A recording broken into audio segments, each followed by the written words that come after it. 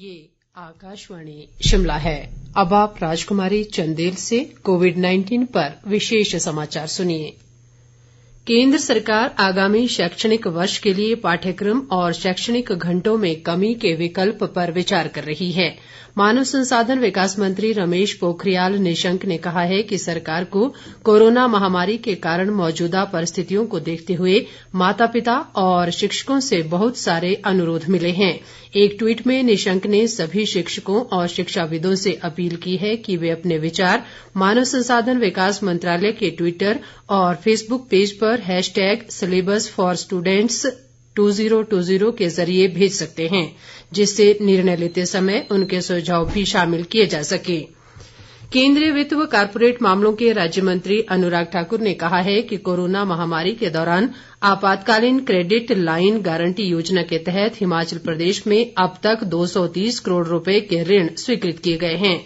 उन्होंने कहा कि किसी भी राज्य को आपात स्थिति से निपटने के लिए केंद्र सरकार ने एडवांस में 11,000 करोड़ रुपए SDRF फंड के जारी कर दिए हैं। केंद्र सरकार द्वारा अब तक राज्यों को 92,000 करोड़ रुपए दिए जा चुके हैं। अनुराग ठाकुर ने बताया कि प्रधानमंत्री गरीब कल्याण पैकेज के तहत करीब 42 करोड़ गरीबों को डिजिटल भुगतान प्रणाली की मदद से 53,248 करोड़ रुपए की वित्तीय सहायता उपलब्ध कराई जा चुकी है। देश में कोरोना संक्रमित व्यक्तियों के उपचार के बाद स्वस्थ होने की दर 48.88% हो गई है और अब तक 1,35,206 लोग उपचार के बाद स्वस्थ होकर घर जा चुके हैं। देश में मौजूदा समय में कोरोना संक्रमित लोगों की संख्या 2,76,583 हो गई है। इधर प्रदेश में कोरोना संक्रमित मरीजों की संख्या बढ़कर 448 हो गई है। मौजूदा समय में 187 कोरोना पॉजिटिव विभिन्न अस्पतालों में उपचाराधीन हैं और 245 लोग उपचार के बाद स्वस्थ हुए हैं।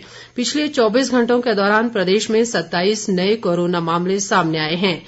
इनमें सिरमौर जिले से सर्वाधिक 10, कांगड़ा से 6, ऊना से 5, बिलासपुर से 2 और शिमला, सोलन, मंडी और हमीरपुर जिलों से एक कोरोना पॉजिटिव शामिल है।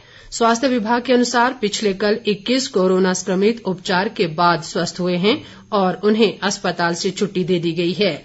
प्रदेश में कल 1,268 सैंपल जांच के लिए भेजे गए, जिनमें से 1,184 की रिपोर्ट नेगेटिव आई है, जबकि 73 की रिपोर्ट आना बाकी है। राज्य सरकार ने कुछ शर्तों के साथ आज से होटल व रेस्तरां खोलने को मंजूरी दे दी है। पर्यटन विभाग द्वारा कल शाम इस संबंध में दिशा निर्देश जारी किए गए हैं। विभाग ने स्पष्ट किया है कि प्रदेश के होटलों में अभी केवल स्थानीय लोगों को ही ठहरने की सुविधा होगी।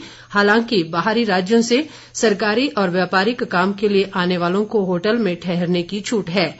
पर्यटन गतिविधियों के लिए होटलों में प्रवेश की अनुमति नहीं दी जाएगी। इस बीच राज्य सरकार ने कोरोना महामारी के दृष्टिगत सभी शिक्षण संस्थान 30 जून तक बंद रखने का निर्णय लिया है।